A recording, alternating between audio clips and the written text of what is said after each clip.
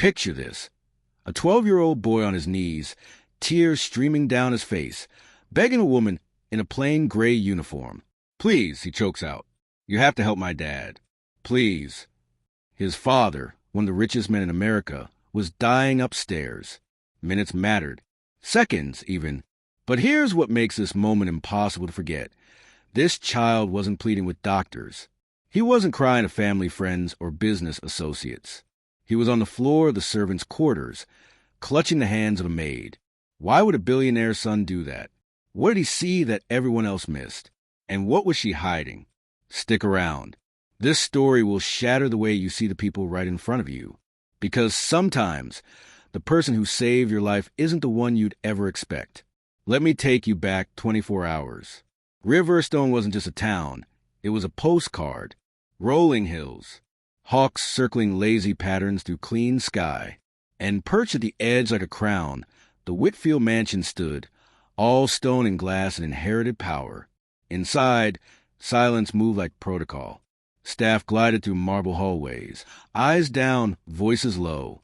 They knew their place in this cathedral of wealth. Clifton Whitfield didn't just own property. He owned influence. Whitfield holdings stretched across 3 continents. When he walked into a room, even the air seemed to straighten its posture.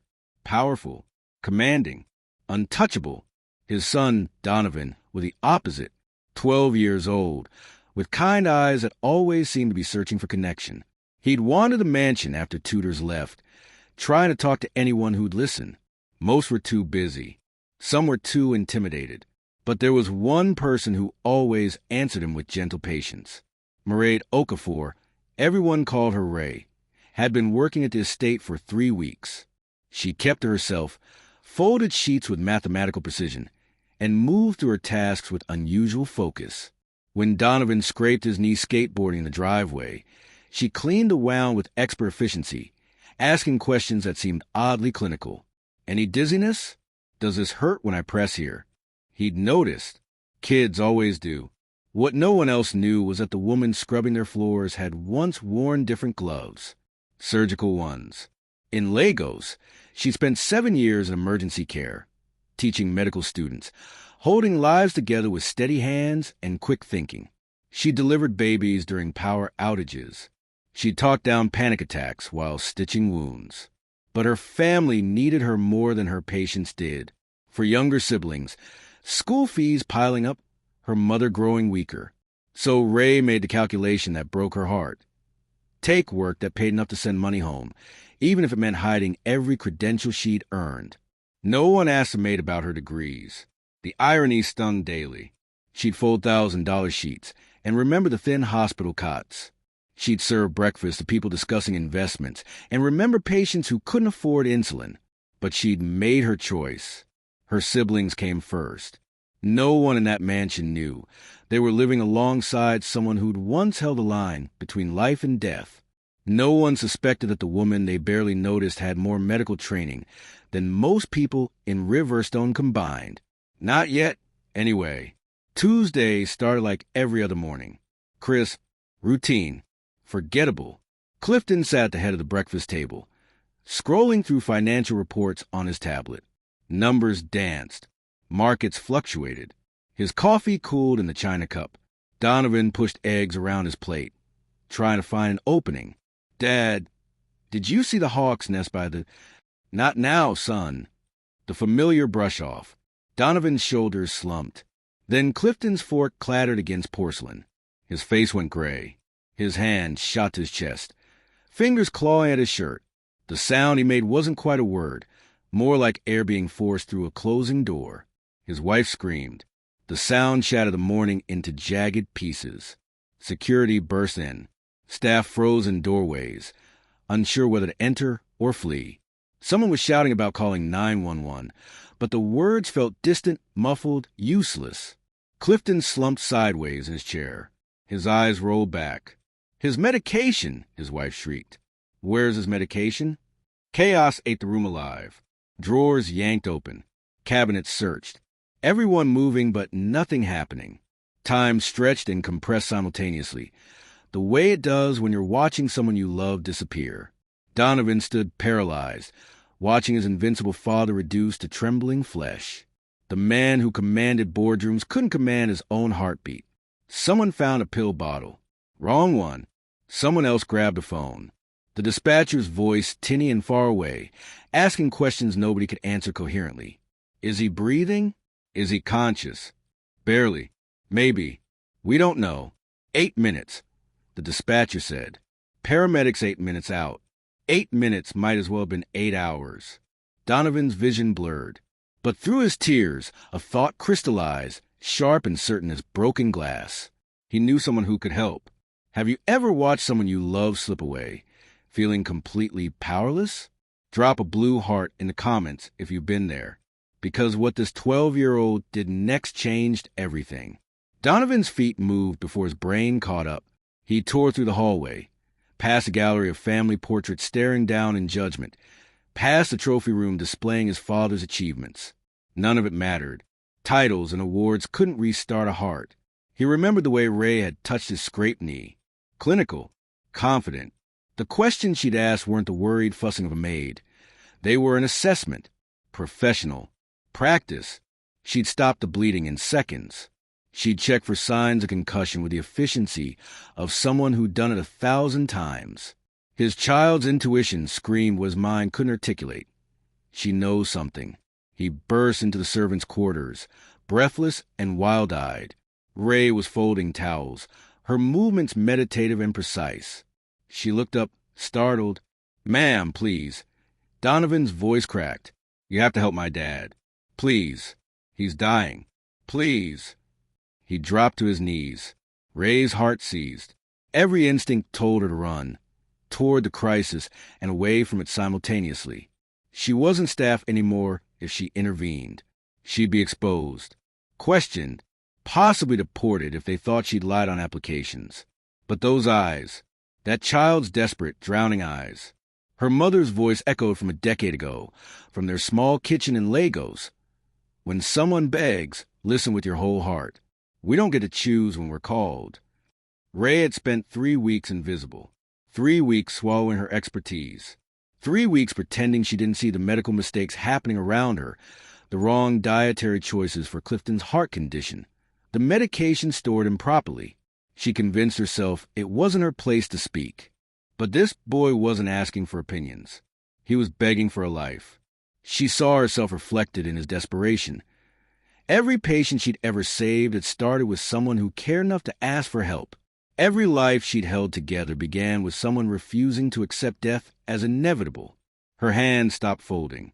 Her breathing steadied. "Show me," she said quietly. "What would you do in that moment? Could you risk everything for a stranger? Could you step forward when the cost might be losing everything you'd worked for? Let me know in the comments, because I need to know. Would you be brave enough?" The study looked like a disaster film.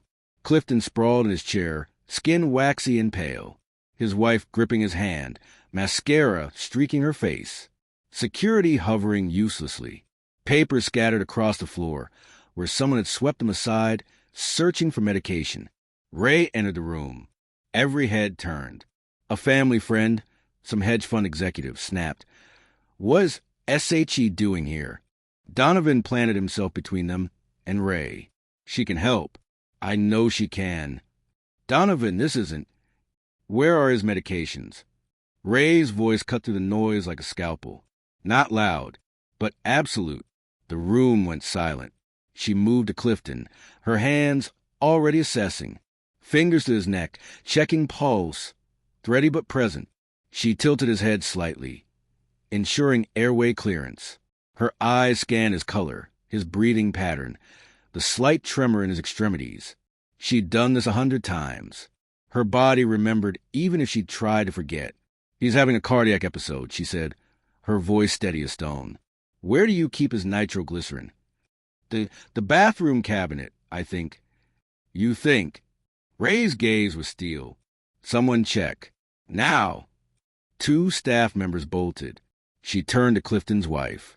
"Has he taken any medication today? Aspirin? Blood thinners?" "I don't know." "Check his pill organizer. Find out." For 3 weeks, these people had told her where to stand, what to clean, how to fold. Now her voice carried the weight of life and death, and nobody questioned it. In Lagos, she'd work in ER during a power outage, using cell phone flashlights to triage patients. She delivered twins in the back of an ambulance stuck in traffic.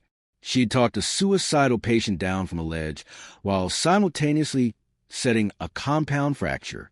This was Tuesday. The staff member returned. The bathroom cabinet just as aspirin and check his study desk. Top right drawer. How did she know? Because she'd been cleaning this room for weeks. She'd seen him take his pills when he thought no one was watching. Seen him tuck the bottle away carelessly. The drawer opened. There, the nitroglycerin shoved behind pens and business cards. Someone had put it in the wrong place. A simple, stupid mistake that could have killed him. Ray administered the tablet carefully, sublingual, monitoring his response. She elevated his position slightly, keeping him stable but not flat. Her movements were economical, purposeful, born from thousands of hours of practice. A flashback sliced through her focus. Just for a second, another man, another cardiac event, the Lagos hospital 3 years ago. She'd lost that patient, 60 seconds too late. She'd held his wife afterward while the woman shattered. Not this time. Clifton's fingers twitched. Color crept back into his lips, millimeter by millimeter. His breathing deepened. The paramedics were 6 minutes out.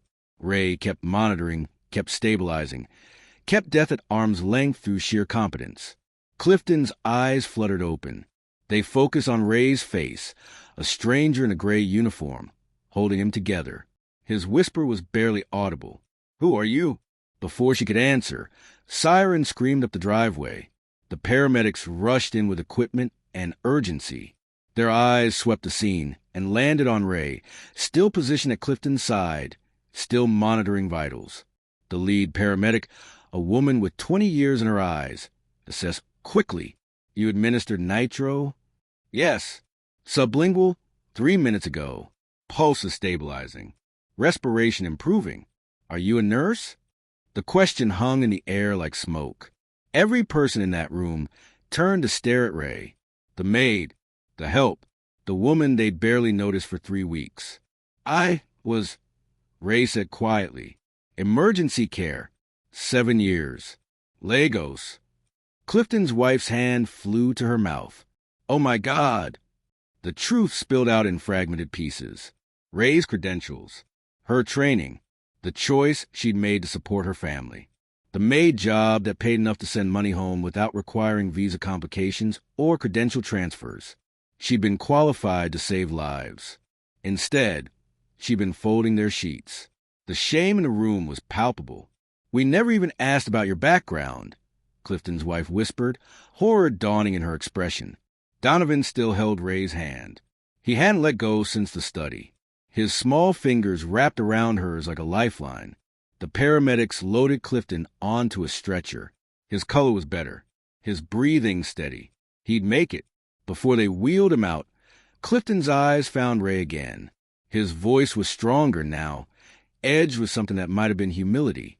"I've built an empire on recognizing talent," he said, "and I nearly missed the most talented person in my home." The stretcher rolled out. The siren faded. The mansion settled back into quiet. But nothing was the same. News spread through Riverstone like wildfire. "Did you hear? Clifton Whitfield nearly died. A maid saved him. A maid. Turns out she was a nurse all along." Can you imagine? The story shifted shape with each telling, but the core remained. Worth isn't written in titles. It's proven in who shows up when everything falls apart. How many brilliant people are we overlooking every single day? How many invisible heroes are standing right in front of us, and we're too distracted by status to notice? Hit that subscribe button if the story just opened your eyes, because there's more where this came from. 2 weeks later, Clifton returned home. Doctor's orders, rest medication, lifestyle changes. But he'd made another change that had nothing to do with his cardiologist. He called Ray to his study, the same room where she'd saved his life. She entered cautiously, still uncertain of her place in this house. "Sit," Clifton said. Not an order, a request. She sat. I've spent my life measuring value in numbers, he began. Revenue, growth percentages, market share. But I almost died because I couldn't see the most valuable person in my home. He slid an envelope across the desk. Full scholarship. Medical school. Here in the States. Whitfield Foundation will cover everything. Ray's hands trembled as she opened it. Her vision blurred. But, Clifton continued, that's not all. We're creating a position, Director of Health Initiatives for the Whitfield Foundation. It's yours if you want it. You can finish your education and support your family. You shouldn't have to choose. The tears came then. 7 years of holding them back. 3 weeks of swallowing her identity, all of it released in great, gasping sobs. I can finish what I started, she whispered. I can help my family and be who I'm meant to be. You already are who you're meant to be, Clifton said gently. We just finally noticed. The changes rippled outward. Clifton started learning staff names, asking about their lives, their dreams, their talents hiding in plain sight. He discovered the gardener had an engineering degree. The driver spoke 5 languages. The cook had published poetry. His empire had been built on invisible excellence all along. Donovan and Ray's bond deepened. She became his mentor, teaching him to see people, really see them, not their uniforms or their accents or their job descriptions, their humanity. The Whitfield Foundation established the Okafor Education Fund, full scholarships for immigrants and overlooked talent. Hundreds of applications poured in within weeks. Ray stood at the foundation's first event. Looking out at the crowd, she thought about the girl she'd been in Lagos, studying by candlelight, dreaming of saving lives. She thought about the woman she'd become, folding sheets while her skills gathered dust. I almost stayed silent, she said during her speech. I almost let fear win. I almost believed that keeping my head down was the same as staying safe. Her voice strengthened. But your gifts are needed. Don't hide them because the world tries to make you small. Don't shrink because people are more comfortable when you're invisible. The applause was thunderous. Here's what this story is really about. It's not just a medical emergency. It's not just a lucky save or a heartwarming coincidence. It's about what happens when we finally open our eyes. Donovan saw a person, not a position, not a maid or a servant or someone beneath his family's station. He saw someone capable, someone kind, someone who'd answered his questions with patience. A 12-year-old child saw what every adult in that mansion had missed. Think about that. We walk past extraordinary people every single day. The janitor at your office might be a poet. The cashier at your grocery store might be an engineer waiting for their credentials to transfer. The delivery driver might have a PhD. We've created a world where we judge worth by job titles and tax brackets, and we're missing everything that matters. Ray Okafor is Dr. Okafor now. She runs free clinics throughout Riverstone. She trains other immigrants navigating the impossible maze of credential recognition. She teaches at the local hospital, showing young doctors that competence isn't about pedigree. It's about showing up with your whole heart. The ripple effect from that one morning continues to spread. The Okafor Fund has sent 43 people to college. 17 are in medical programs. 5 have started businesses. 2 are teaching in underserved communities. All because a child asked for help and a woman chose to answer. All because someone finally looked past the uniform and saw the human being. The people who save us aren't always the ones we expect. They're not always the ones with impressive business cards or corner offices or social media followings. Sometimes they're the ones we've trained ourselves not to see. The ones we've made invisible through our assumptions and our prejudices and our lazy, habitual blindness. But they're there, right in front of you, waiting to be seen. Who are you not seeing today? If this story moved you, if it made you stop and think about the people right in front of you, I need you to do 3 things. First, hit that like button. Let's get this story in front of more people who need to hear it. Second, drop a comment telling me about someone who inspired you, someone who surprised you, someone you almost overlooked but who changed your life. I want to hear those stories. Third, subscribe to Earthly Tales, because we're just getting started. Every week, We're bringing you stories that matter, stories that make you feel something real, stories that remind you what it means to be human. This is Earthly Tales, where every story reveals something true. And the truth is this: extraordinary people are everywhere. You just have to be willing to see them. Thanks for watching. I'll see you in the next one.